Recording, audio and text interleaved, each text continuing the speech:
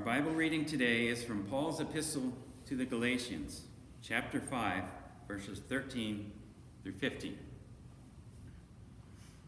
For you are called to freedom, brethren.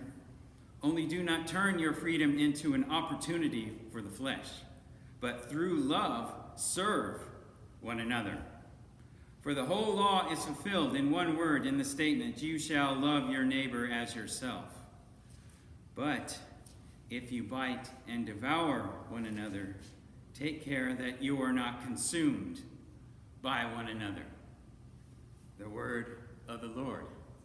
Thanks be to God.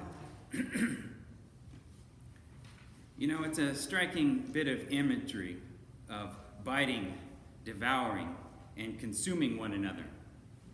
Mainly because it rings so true in our current culture that grows more inhospitable every day. And we are very much seeing a fight fire with fire scenario through it all. And both sides think their brand of fire is completely justified. It's only the other side's flames that are burning down the world. Maybe that's why Paul does not take sides in this statement. As he put it, if you bite and consume and devour one another, take care that you are not consumed by one another. He's correcting the methodology that both are using here, not the issue that has put them at odds. Paul understands that you cannot stand up for a principle by violating another.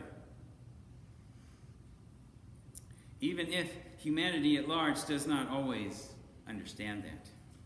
This is why the human race has seldom gotten along with itself. It just seems to be in our nature to devour each other over differences. Whether that be on a small scale, such as family, church, a larger scale, such as a business, government, or some other institution, all the way to a global scale. When things fall apart, humanity often brings it upon itself by biting, devouring one another, instead of seeking to help each other in love. But why is that?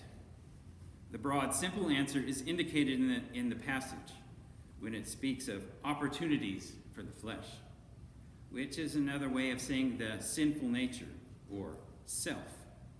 We do such things for our own perceived good. Since we get so fixated on serving self, we often become oblivious to how our actions may affect others, which can lead us to devouring and consuming one another, so to speak, when the pursuit of our own good spills over onto others in a harmful way, which it often does. Yet the world around us is working harder than ever to put self on a pedestal so that they can live the way they want without question, and they don't even see anything wrong with it. They do not recognize the harm it can do or how it all might come back to haunt them. So we will examine this phenomenon by looking at a variety of verses so that we may cast a light on the dark parts of our own lives, so that we may be a better example. Not so that we can have ammo to condemn, criticize, and consume others ourselves. Have I made myself perfectly clear on this point? We must apply these teachings to self first and foremost, as Matthew 7:1 through 5 and Galatians 6:4 says a true disciple should do. Not so we know how to better bite and devour the people who fail to live up to our standards. With that being said, the first verse is James chapter 3, verses 14 through 16. But if you have bitter jealousy and selfish ambition in your heart, do not be arrogant, and so lie against the truth. This wisdom is not that which comes down from above, but is earthly, natural, demonic. For where jealousy and selfish ambition exist, there is disorder in every evil thing. Wow. James states that rather bluntly. He says following self causes disorder and it leads to evil. He goes as far as to call such actions demonic.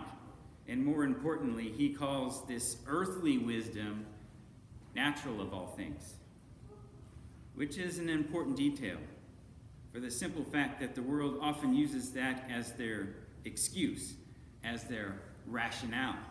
That if something is normal and natural, then it must be good, or at least not wrong, despite its ties to the demonic.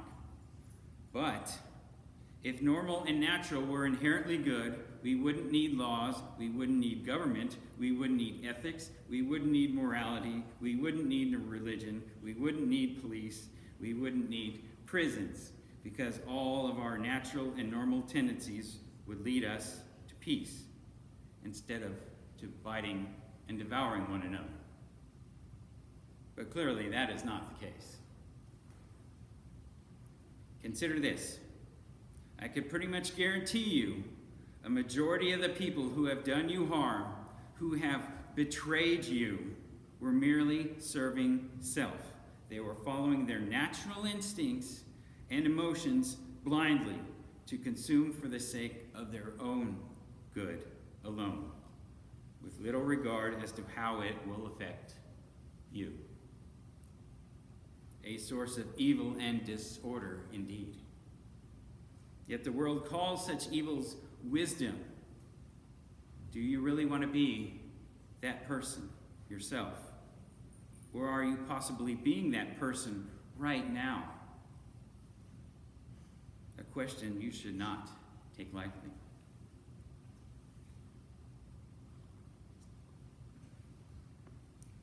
Our next passage is from the Gospel of Mark, chapter 8, verse 34. And he summoned the crowd with his disciples and said to them, "If anyone wishes to come after me, he must deny himself and take up his cross and follow me." You're probably thinking, why in the world would I include this verse in this message? Well, for one, Jesus is talking about qualifiers for discipleship here. And one is to deny self. That should be no mystery as to why that is after the last passage. You cannot follow him and selfish ways of the flesh as well. These paths inevitably go in opposite directions. Yet he also mentions taking up your cross, and in one sense he is referring to mission. While denying self and mission may seem like two different and unrelated things, in reality they walk hand in hand. I say that because mission is about honoring Jesus and serving God's children. But if we fail to deny self and follow earthly wisdom in our mission, we can very easily make it more about selfish ambition than honoring Jesus. Which means you can end up using people for the sake of pride, consuming people for the sake of fame and fortune, devouring people for the sake of comfort and convenience. It's not always enough to do the right thing. We must do them for the right reasons. As James indicated, our heart needs to be in the right place, because self can rear its ugly head with an urge to devour anywhere. And it does so with alarming frequency, even in missions of the church. For those of you who don't feel that you have a mission yet, I would ask yourself, why am I even looking for one? To honor God by serving one another in love? Or to merely keep up with the Joneses? To satisfy your ego? To serve self? If you aren't even looking, ask yourself, well, why not? I recall a time when someone posed the question to me, what can I do to help the church that doesn't require me to go to Africa? Yeah, which was kind of curious that they had to specifically remove that one item from the table up front. They must have had some reason to fear that it would come to that. But self clearly wouldn't allow them to disrupt their fleshly comfort and convenience for the sake of mission, let alone discipleship or God. But before you go on a quest for purpose, I challenge you to look at why you worship first, since it shows you where your heart is really at. Is it to offer devotion and reverence for God, period? Or are you merely seeking to gratify your emotions, to feel good? If it's all about emotions, you are probably worshiping self more than God, I dare say. So you're probably not even ready for a mission yet, since you have a consumer's heart that wants to devour, and not a servant's heart that wants to honor God and serve his children. As a missions-minded disciple should want to do.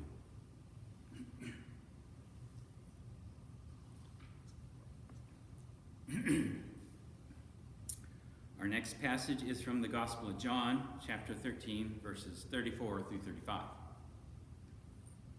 A new commandment I give to you, that you love one another, even as I have loved you, that you also love one another.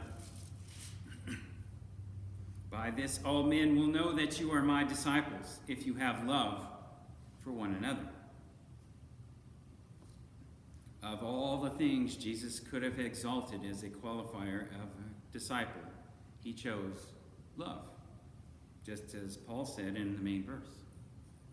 Not doctrine, not theology, not even righteousness and holiness, but love. And this is why I think that is. People are emotional creatures.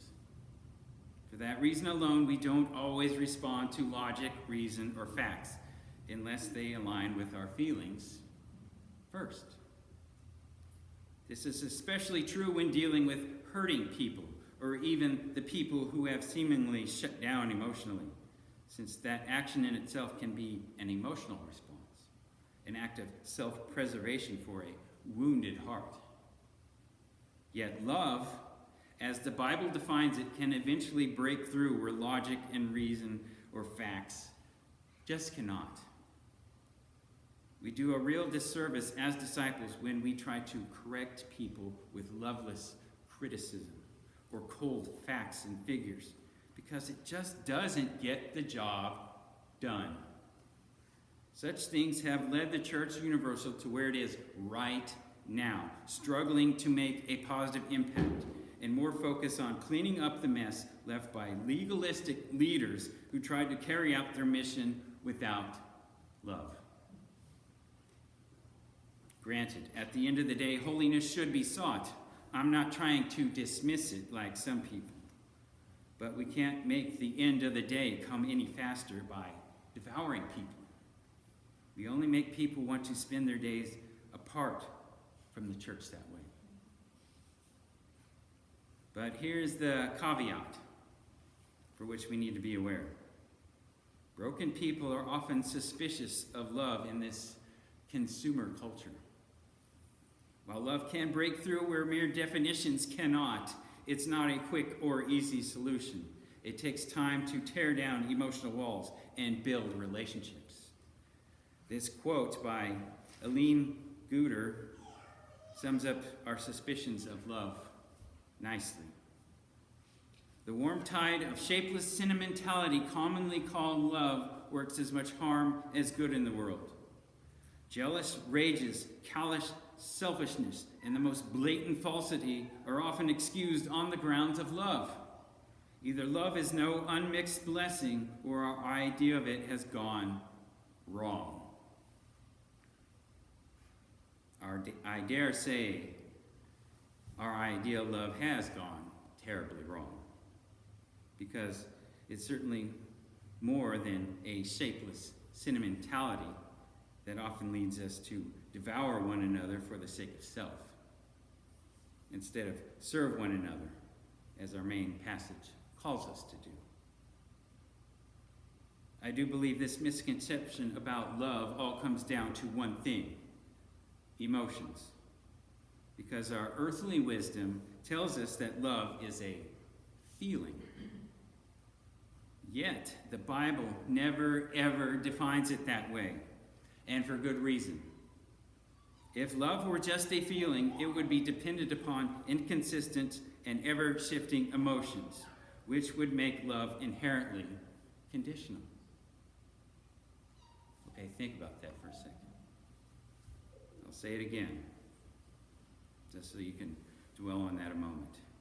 If love were just a feeling, it would be dependent upon inconsistent and ever-shifting emotions, which would make love inherently conditional. Is it not our inconsistent feelings that lead us to the jealous rages, callous selfishness, and blatant falsity the quote mentioned? Is it not our erratic emotions that make love conditional instead of a conscious choice we put into action unconditionally? Is it not our fluctuating feelings that lead us to serve self in pursuit of the feeling of being loved instead of offering it freely as a good disciple should? Is it not our unstable feelings that lead us to use and consume people for our own good instead of doing good for others? Statistically speaking, 80% of all homicides are committed by a friend, family member, or some other loved one. 80%.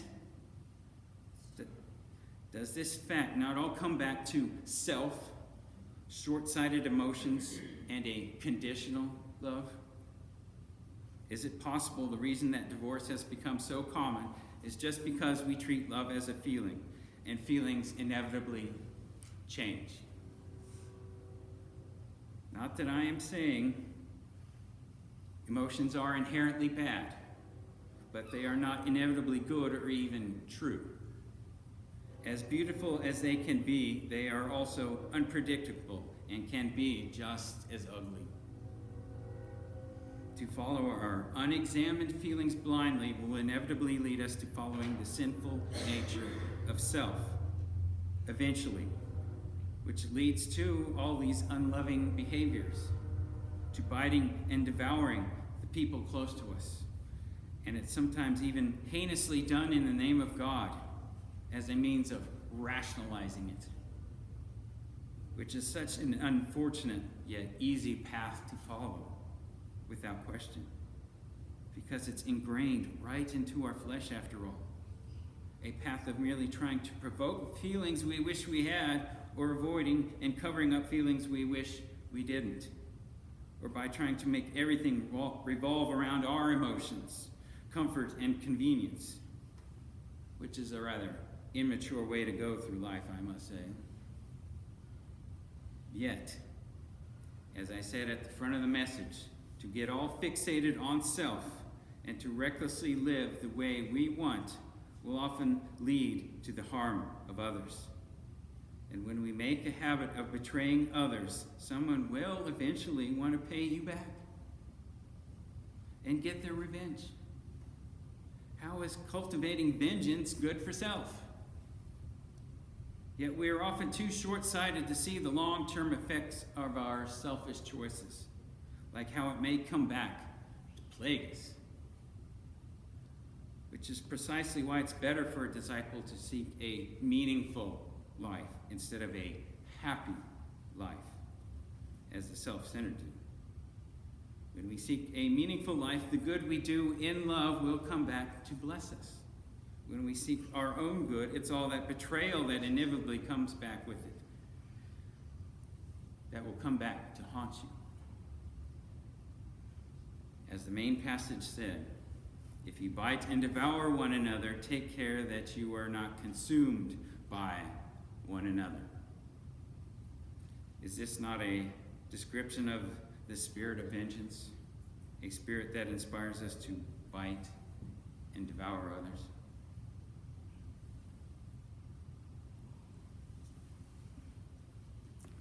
Last slide. When you get down to it, most of the conflict that causes us to become so inhospitable, to bite and devour one another, comes down to the fact we can't accept that people feel differently than us.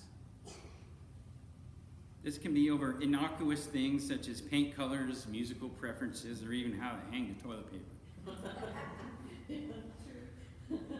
To how we express ourselves in anger, joy, love, or even mourning sometimes. all the way to social and political issues. Whenever someone disrupts our world by expressing thoughts and feelings that make us feel uncomfortable, we have this inexplicable urge to correct or change them, to dismiss their feelings and exalt our feelings over them. A person who is really out for the good of others and acting in real love, as a disciple is called to, doesn't sweat the small stuff or make it all about their pet peeves or waste time debating mere preferences, but saves their energy for genuine principle. Also, a loving disciple realizes bad behavior is often more about people's internal struggles and not you. That to discipline is to teach, not punish. As well as realizing that truths expressed negatively have a way of spoiling said truths.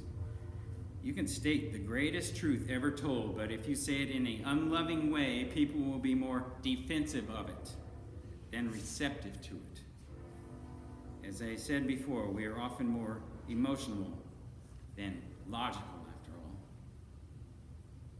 So instead of taking sinful actions personally, or just dismissing feelings you don't understand, a true disciple takes the time to delight and inspire the lost by reaching out and serving them in love, as well as seek out the root of the issue, not just address the symptom. Because there's often an emotional scar behind bad behavior, which takes more time and patience to discern than most people naturally have. But more often than not, we just bite and devour people who disrupt our comfort via impatience, unkindness, rudeness, criticism, and contempt, which does not serve God as many claim. It serves only self. It serves our feelings, and it serves our comfort. Remember, the main passage says we are called to be free. Yet, we often try to take that away from others when we become an inconvenience to them. Granted, Paul is trying to inspire us to make good and righteous choices with our freedom because he knows God values sincerity and wants our actions to come from the heart, not the fist. Just as Paul knows that forced submission does not accomplish any of that. It only camouflages the surface, which only serves self. It maintains our comforts, and it devours inconveniences. If you truly love God, sincerity should matter to you. If you only love self, sincerity won't be of any concern to you at all. Which one are you?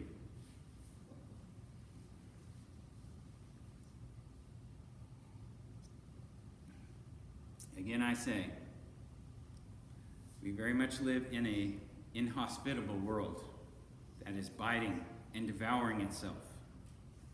But as disciples of Christ, we need to be offering a counterpoint to that, not adding to it by fight fire with fire, and not just because it will come back to haunt us even more than it already has, but because it's truly Christ-like. And our mission should reflect that. So I challenge you this day to take a long, hard look at yourself. Are you serving God and others in love? Or do you merely follow self blindly, with no regard to the consequences it may cause others? There's a lot more to love than emotions. There's a lot more to love than tolerance. There is more to love than just being nice. So practicing true love isn't always comfortable, convenient, or easy. But it is necessary if we want to defy this consumer culture and set a better example for this self-destructive society that is biting, devouring, and consuming itself, all in the name of earthly wisdom. All in the name of self.